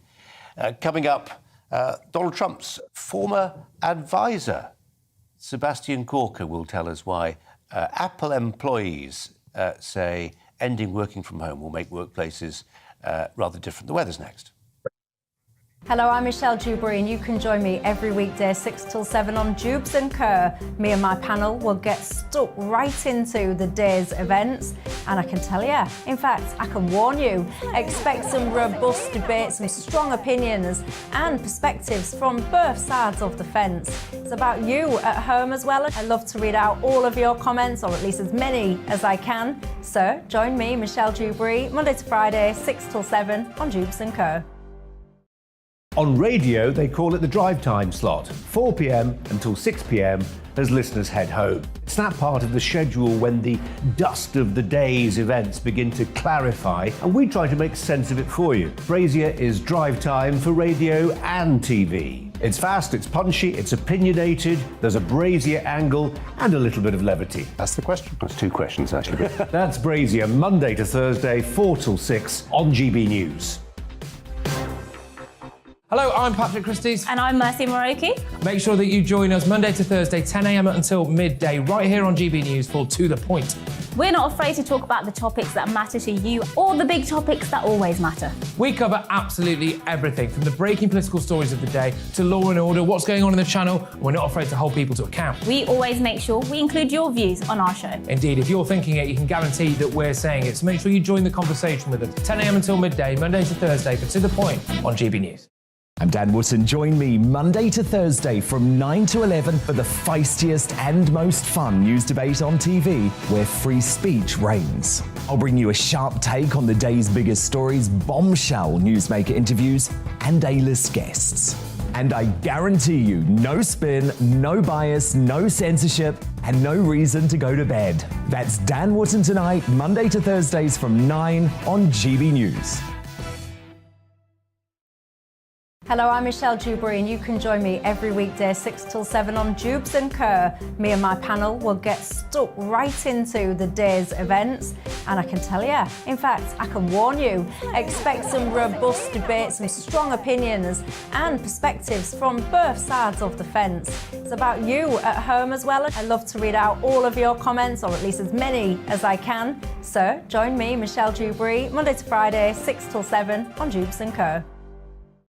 On radio, they call it the drive time slot, 4 p.m. until 6 p.m. as listeners head home. It's that part of the schedule when the dust of the day's events begin to clarify, and we try to make sense of it for you. Brazier is drive time for radio and TV. It's fast, it's punchy, it's opinionated, there's a Brazier angle and a little bit of levity. That's the question. That's two questions, actually. That's Brazier, Monday to Thursday, 4 till 6 on GB News. Hello, I'm Patrick Christie's. And I'm Mercy Moroki. Make sure that you join us Monday to Thursday, 10 a.m. until midday, right here on GB News for To The Point. We're not afraid to talk about the topics that matter to you or the big topics that always matter. We cover absolutely everything, from the breaking political stories of the day to law and order, what's going on in the channel. We're not afraid to hold people to account. We always make sure we include your views on our show. Indeed, if you're thinking it, you can guarantee that we're saying it. So make sure you join the conversation with us, 10 a.m. until midday, Monday to Thursday for To The Point on GB News.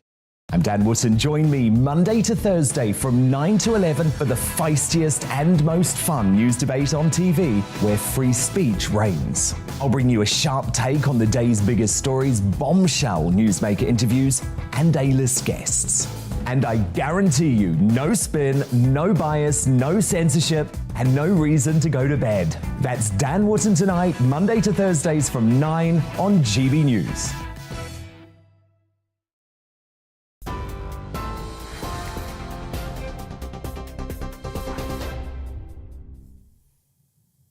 Good afternoon, you're with GB News and our top stories this hour. The Prime Minister has told Ukrainian MPs that their country must and will win the war.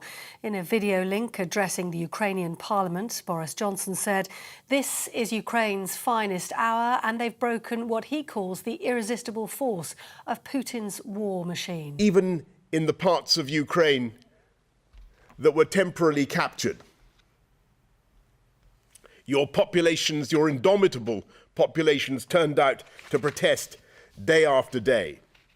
And though your soldiers were always outnumbered, 3-1 it is now, they fought with the courage and the energy of lions. And you've beaten them back from Kiev. You have exploded the myth of Putin's invincibility.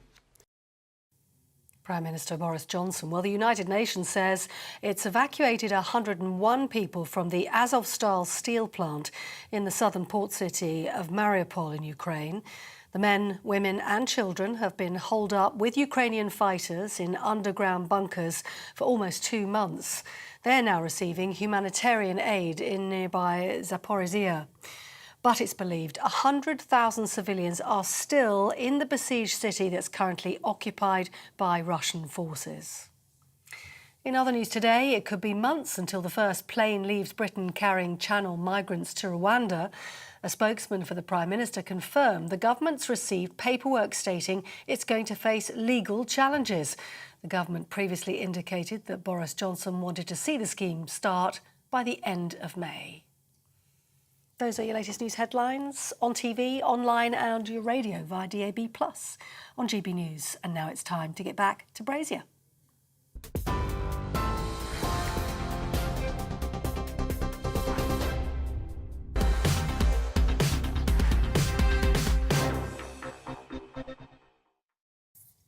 Now, a number of staff at Apple are fighting, it's said, against plans for them to return to work in the office. They're arguing that doing so will make the globally dominant maker of phones and computers less diverse.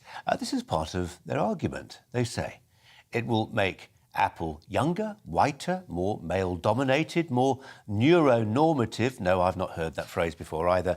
More able-bodied. In short, it will lead to privileges deciding who can work for Apple, not who'd be the best fit. Does working from home help the underprivileged? Joining me now, Dr. Sebastian Gorka, host of the America First radio show and a former advisor to President Trump. Seb Gorka, welcome to you. We should expect this sort of thing from Apple. In truth, it's not a huge number of their employees who are saying we're stamping our little feet, we absolutely insist that we must work from home, but the reasons given are interesting. Well, they are, because they're racist. What they're saying is that the quality of the people working for a company must be measured against the metric as to what sexual organs they have or what the level of melanin pigmentation there is in their skin, which, you know, as a person who chose America, a nation of which I am now a citizen, if you look at the "I have a dream" speech of the Reverend Martin Luther King, that seminal moment in civil rights history, not just in America, but in the world, where he said, I have a dream that my children will be measured based upon the content of their character, not their skin color. So what we have today in this woke millennial snowflake generation, Colin, is the antithesis of that concept, that no, we must treat people based upon their ethnicity and their skin color. And also the most racist concept of all is that if you belong to a certain character that is immutable, that you're all the same. So if you're black, if you're brown, if you're yellow, you're all the same, which is the definition of bigotry. The thing, Seb, I sort of like least about the culture wars is that we all seem to be developing this sort of new sensibility and awareness that something that would seem actually perfectly innocuous suddenly becomes a new front in the culture wars. And it's just forming. Maybe it doesn't come to anything, but the idea of working from home feels like there's a bit of a sort going on. You're either on one side or t'other. I know there's a lot of sort of intermingling. What's your impression from your side of the Atlantic? Is it a new front?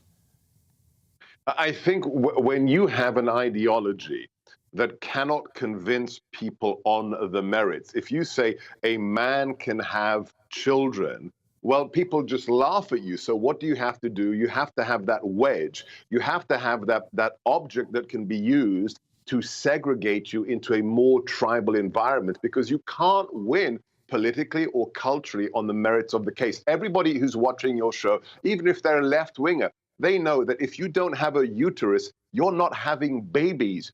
But they've made it something you're not allowed to say in public because you have to have the membership of the herd. So yes, I think you're right. This is artificially generated. I remember as a kid growing up in West London, you know, I was living in Ealing. My mates were Pakistani, Polish. There was one kid out of 600 who could actually prove he was English, and the bus driver was a Jamaican. What was, you know, with a thick Jamaican accent. What linked all of us? We were all British. We didn't have these issues. Somebody has to come along and inject it into society. For what purposes? For the purposes of power and winning elections and blackmailing corporations. It's very simple.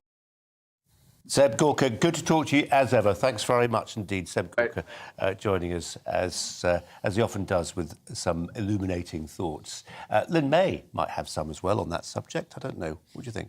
Yeah, do you know what I'm completely fed up with? You cannot counteract or try to create an environment which is against racism by allowing discriminatory language towards the group that you happen to think is the oppressor.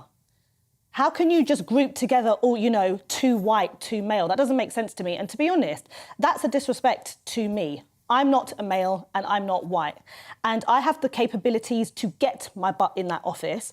I have the capabilities to go out there in the working world, work hard and be as good as anyone else. So why have they grouped, you know, people together to say, oh, you know, because I'm brown or because I'm a woman, I can't manage to get in the office? I think it's massively disrespectful. And I'd like to see the people that actually started this, because I don't think it's people from various communities that I belong to, because I've never heard anyone say that. No, it's often the way, isn't it? It's often the way. You just get a cabal of people who are not necessarily representative, but they've got an axe to grind. Exactly. Lynn, for now, thanks very much indeed. Here's a question that you've probably put to somebody, thought of before. I've certainly debated it before. Is it time to lift the ban on opening new grammar schools? The prohibition, it was introduced in 1998 by one Tony Blair, still exist, of course, but the lion's share of them, they're heavily concentrated down south.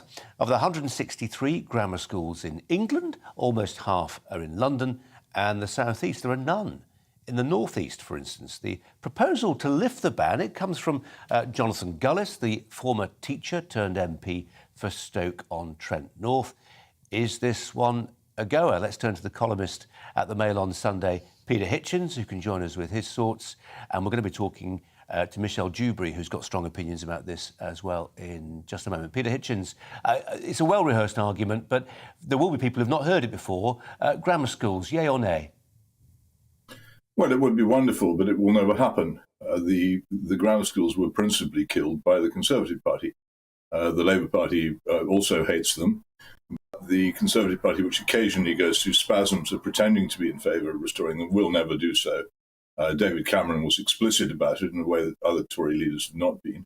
The main reason why the grammar schools ceased to exist was because the Conservative government between 1951 and 1964 failed completely to build the hundreds of new ones which were needed to cope with the huge increase in the number of children qualified to go to them. As a result, they became unpopular because people couldn't get their children into them. And the completely specious argument that you could have grammar schools for all by going comprehensive, by not having any form of selection at all, became politically widely accepted by both major parties in effect. The Labour government of 64 began to destroy them, and Margaret Thatcher under Ted Heath in 1970 destroyed almost all the rest. The ones that remain are not really grammar schools. They're rather good selective state schools, but they conform to the appalling examination system, which had to be cobbled together after the about 1,000 original grammar schools were destroyed, and the schools which replaced them couldn't keep up the standards. And what's happened as a result of this is that educational standards are now so low in our schools, in our universities, in our teacher training colleges, that if you tried to set up schools of the quality of the grammar schools which were destroyed in the 1960s and 1970s, you couldn't do it.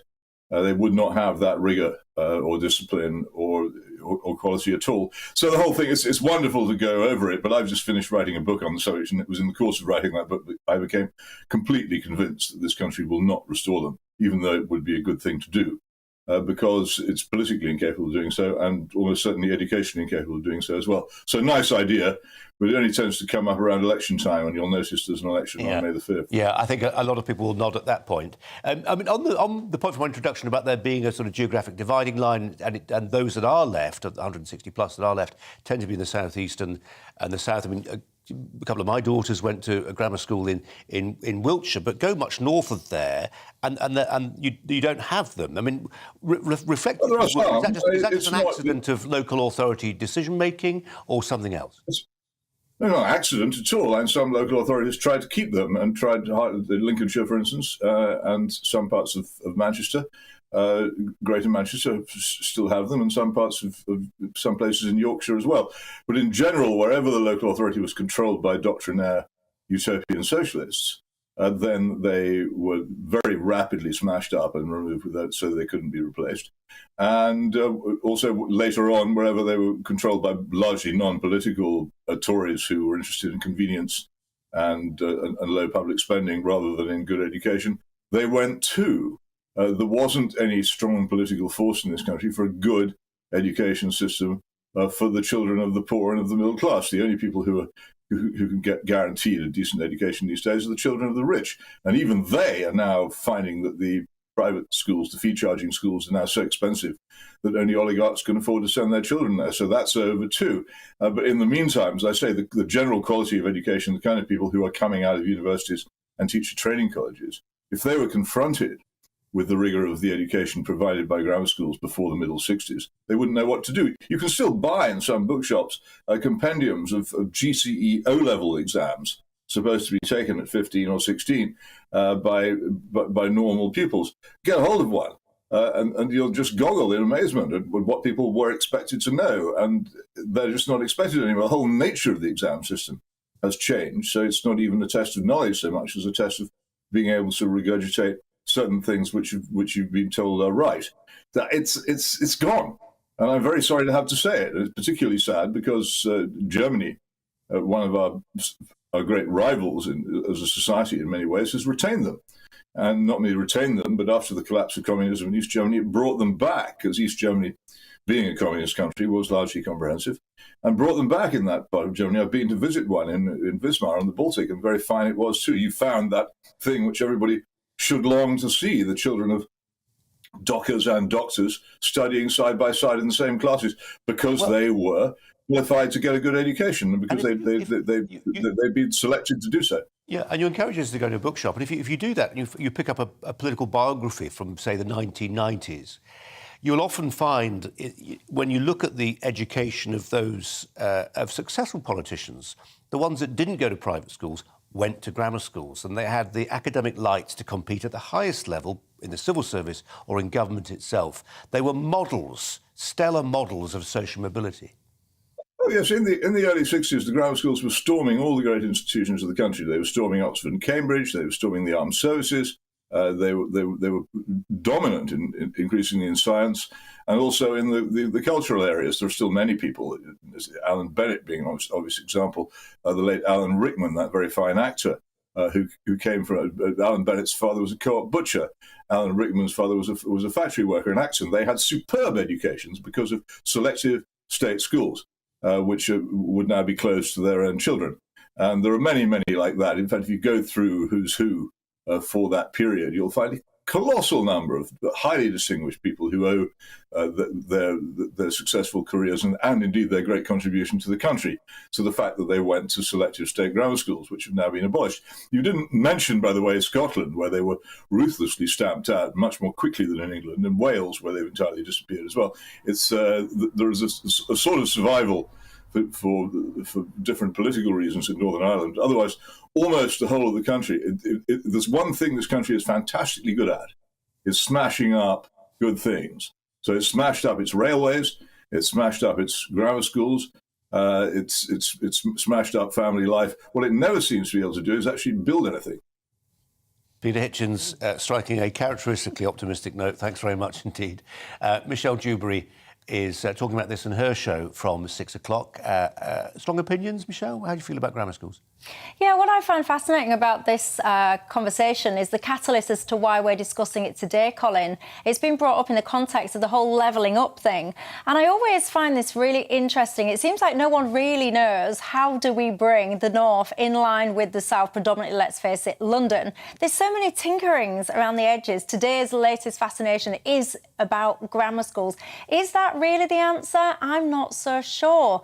Kind of separating people out to the brights and the not so bright.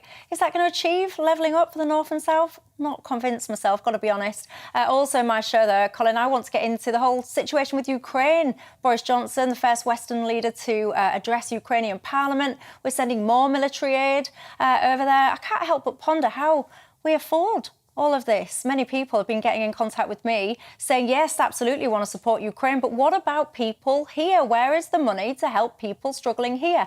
Also, I can't finish my show without mentioning the police, Colin, tonight. You know, over 500 burglaries a day are just basically unresolved. Totally unacceptable. Can you imagine anything as violating as someone going into your home whilst you sleep, rifling through all your things, stealing from you in your own home? How would you even feel safe there again? Police station has been closing in England every 2 weeks for the last 6 years. Ponder on that one. Michelle, thanks very much indeed. Lynn May's alongside me.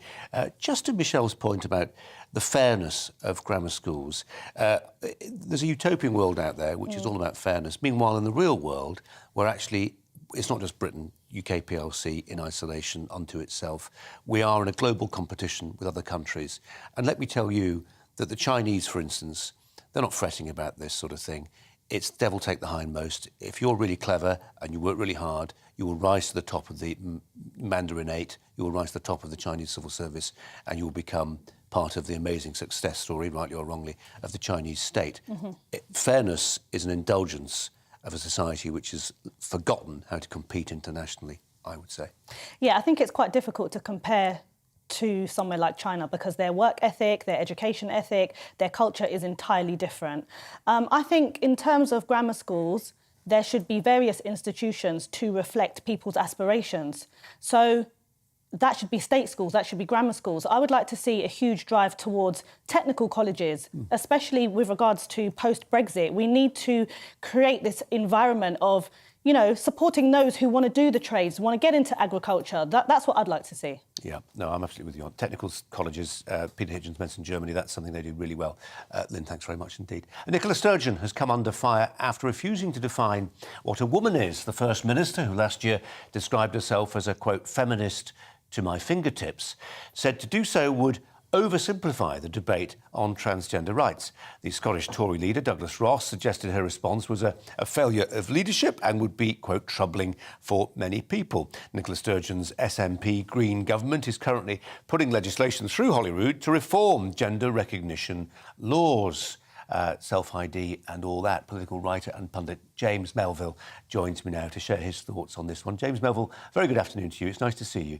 I've been struck, I'm sure many of our viewers and listeners have been struck over the last year and more, that when it comes to pushing the frontiers of the identity politics in the UK, the SNP under Nicola Sturgeon is absolutely in the van. I agree, and I see this as a double-edged sword from my own point of view, because I'm sympathetic to the independence cause and sort of the whole auspices of freedom again, people having the right to choose. But I agree, I think there's been a mission creep towards identity politics that really aren't in keeping of what most people think. What I want, it's not just Nicola Sturgeon on this particular issue. You know, Emily Thornberry, Keir Starmer got in a pickle about this as well recently. What I want is politicians to come up with definitive answers that are in keeping with what most people think. And on this one, she has got herself in a pickle over this, and she undermines the very thing that she claims to be feminism. There needs to be clear definition on this. That's not undermining the rights of the trans community. The trans community, like all aspects, should not be discriminated against. But what Nicola Sturgeon's doing, likewise with Keir Starmer, is muddying the waters. And actually, it's bad optics for them because they look like politicians who are slippery and not answering the actual question. When she said we're oversimplifying, I'm always slightly wary of politicians telling the public that actually it's complicated. You leave it to us. We'll work out the really complicated stuff. It's interesting when on the point about independence. I mean, such is the strength. I mean, of her support, and there's no sign of it ebbing. That people are clearly willing. People who are uncomfortable with a lot of this stuff are clearly willing to sublimate it to what they consider to be the more prevailing topic of national self-determination. Yeah, I mean, I see it as a separation. I mean, there seems to be, again, SNP go hand in hand with independence. I mean, they're the driving force behind that, admittedly. But for me, you've got to separate it out. It's the best interest, I think, of Scotland in the long term, in the same way that, you know, you can argue aspects about the whole COVID debate about people have the right for freedom. And if the Scottish people decide that is the best path for them, then so be it. But taking a step back from that one issue, I have no time for the direction of travel in terms of what the Scottish Government are doing in a lot of issues around identity politics. And it seems it's not just the SNP, it's happening at Westminster as well. You look at the last week, we seem to have an infantilization of politics, whether it's to do with Porngate, Tractorgate, crossing legs, uncrossing legs, rather than dealing with the serious issues at hand, in particular in this country, a cost of living crisis. We're having politicians at the moment are sort of focusing on trivial matters and getting in a pickle over some of those issues, rather than actually putting in place measures that help the vast majority of people in this country at a really difficult time. We seem to, whether it's the SNP, whether it's Labour, the Lib Dems, or the Conservatives, our party political system is failing us at the moment because we don't have the strength of politicians at the right time to actually do things in terms of what are the real needs of the British people right now. Yeah, I'm always wary of condemning all politicians or politics. As Churchill said, you know, democracy is the best form of government apart from all the others that were ever tried. Yeah. And just the point about what's trivial or not. I mean, for a lot of people, this debate about, you know, can a woman have a penis, etc., it is abstract. It's not. It's not actually. It's not abstract when you end up with a dozen or more trans prisoners who were men who are now in women's prisoners. That's not abstract. That's real. It's not abstract, no, but the debate has gone in the wrong direction. Yes, trans community, there should be no discrimination. They deserve their rights like anyone else. But diametrically opposite of that is undermining the feminist movement. And politicians need to address that, need to say, basically, we will do whatever we can to support trans community in terms of their rights, but we will also not undermine the decades of progress in terms of the feminist debate. And at the moment, some of our politicians are dodging actually giving an answer on this. I've used three examples: Nicola Sturgeon, there's Keir Starmer, there's Emily Thornberry, there's many others. They're not actually answering the question. The trivialization of this is part of that answer, because they're not answering the question. What we want from our politicians is to answer questions, but also act in the best interests of the public at large. And that comes back to the cost of living crisis as well, whereby nothing is being done. They seem more concerned about, you know, feathering the nests of our corporates and our energy companies and our fuel companies and our bankers, rather than listening to the concerns of people around this country who are struggling to make ends meet. And people are looking at these debates, yet they're not trivial, but their answers from the politicians are trivial. What needs to happen is our politicians need to own their own truth, but at the same time provide solutions for the vast majority of people in this country at a really difficult time. James, got to leave it there, but appreciate your thoughts. Really interesting stuff. James Melville joining us there. Now, vegetarian children are nearly twice as likely to be underweight as their meat-eating peers, so says a study. Researchers led by St Michael's Hospital in Toronto tracked 9,000 children, including 250 vegetarians from about their 2nd to their 5th birthdays. At the start of the survey, those who stuck to a plant-based diet had the same height, BMI and nutrition on average as those who ate meat. But 94% of them were more likely to be underweight when their BMI was calculated at the end of that age range. Lynn May is alongside me, and it's your time to shine as a former vegetarian. When you listen to that story, how do you react? I'm not surprised at all, because I was raised in my early years as a vegan and then a vegetarian till I was about, I want to say 13. And when I went to the doctors when I moved to the city, they said I had huge deficiencies in iron and B12. And that was due to me having such an ardent diet, which included only vegetables and pulses, and obviously carbohydrates. But I don't want to bash... Your personal story, did you then start eating meat? Was it easy to start eating meat? It wasn't easy. I was sick for an extremely long time after, because my body wasn't used to it. It rejected it. I had my first, I want to say, hamburger when I was 12 years old, and I was sick for 3 weeks. Wow. Yeah. Yeah, well, that's McDonald's for you. But now steak is Sorry, that's steak a joke. is my favourite. Their lawyers are watching. That was a joke. That was emphatically a joke. But yeah, no, I love meat now. I love it. But at the same time, vegetarian diets and vegan diets can be healthy if you do it properly, and the majority of people don't. And that is the issue. When I look at many of my friends that have decided to be vegans, which they use it like a religion now, they'll say, oh, I'm healthier than you, etc. Well, and they're just eating chips. Lynn, that was slightly my point to Seb Gorka earlier, that it just seems now so... Things that would have seemed innocuous 10 years ago open up as a new front in the culture war. I was citing as an example working from home. I'm not sure it quite fits into that. Vegetarianism, veganism absolutely does. It's every bit as much now a front in the of the culture wars as feminism or racism or any of the big topics we've got used to. Yeah, it's become extremely divisive. If you want to eat plants and solely plants, get on with it. We don't need it shoved in our faces. We don't need it to be like a religion. My mum was a vegetarian for 30 years, vegan, sorry, and now she's a vegetarian. She looks excellent. It works for her. And it works for many people, but you have to do it properly. And if someone wants to eat steak every single morning for breakfast, that's up to them as well. It shouldn't be forced on us like a religion. Lynn May, fantastic. Really good to talk to you. Thanks very much indeed. See you again soon. Much more news coming up. Jubes & Co is next. Do stand by.